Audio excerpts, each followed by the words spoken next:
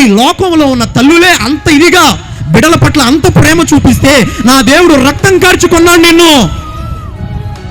నా దేవుని కృప ఎంత అధికముగా ఉందో తెలుసా నీకు? నీ పట్ల నా దేవుని ప్రణాళిక ఎంత గొప్పదో తెలుసా? ఆయన నీ కోసం రక్తం కార్చాడు, ఆయన నీ కోసం ప్రాణం పెట్టాడు. ఆయన చేతుల్లో దిగిన మేకుల్ని గుర్తులేదా?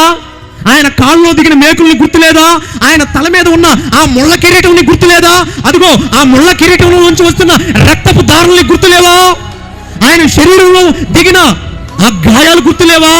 ఆయన శరీరంలో వీపు మీద దిగిన 39 కొరడా దెబ్బల్ని గుర్తులేదా?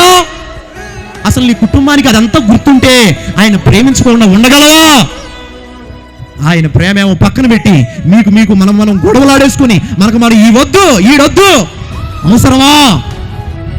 ఒక వ్యక్తి నిజంగా ప్రేమిస్తే, క్రీస్తుని ప్రేమించే కుటుంబమే అయితే ఆ కుటుంబంలో నుంచి ఏమొస్తుందో తెలుసా? దేవునికి మహిమ వస్తుంది, దేవునికి ఘనత వస్తుంది, దేవుడు గొప్ప చేయబడతాడు.